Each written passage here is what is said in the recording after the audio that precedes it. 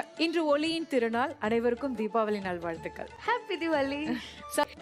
தல தீபாவளினா அது வேற லெவல்ல இருக்கும். என்ன சொல்றா? You know what is தல தீபாவளி? தெரியாத. இங்க சென்னைக்கு வந்து நம்ம செட்ல வந்து எல்லாருமே எதிர்பார்க்கறது ஜோயாவோட தல தீபாவளி.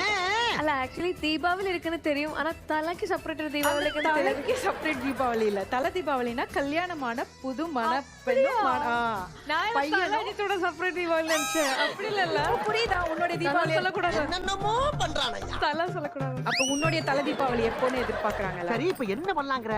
நான் தான் இருக்கேன்ல. ஓ அக்காவோட தலை தீபாவளி பத்தி சொல்லுங்க. அக்காவோட கல்யாணம் பண்ணிட்டு ஃபர்ஸ்ட் தீபாவளி நடந்தல. அது என்ன நடந்துச்சு? அதானே கேட்டேன். ஆமா. நல்ல பார்ட்னர்ஷிப். இப்படியே மைண்ட் பண்ணி ஓட்டுங்க. என்னோட கல்யாணமும் தீபாவளியும் ரொம்ப கிட்ட நடந்தது. அப்படியா? நிறைய செலிப்ரேஷனோட தீபாவளியும் சேர்ந்து கலந்து. தலை தீபாவளிக்கு என்ன நடந்தது சொல்லுங்க. ஒண்ணுல பட்டாசு, ஸ்வீட், புது Dress அவ்வளவுதான் நடந்தது. தலாம சொல்லு எக்ஸ்ட்ரா பண்ணி கொஞ்சம் ஜுவல்ஸ் எல்லாம் அப்படியே வாங்கி போட்டு அந்த மாதிரி ஏதாவது நடந்தது ஞாபகமே இல்ல. ஐயோ நான் என்ன பண்ணுவேன் பெருமானே. வெக்கமா வருது. ஓகே, என்ன பாரு சூப்பரா இருக்கு ஜோயா. சாரி உனக்கு அழகா இருக்கு ஜோயா.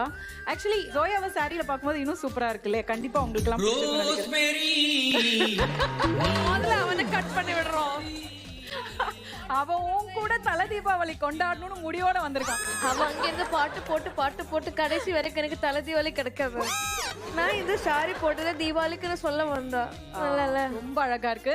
சோ அந்த விளக்கை தேய்த்தான் நான் வருவேன்.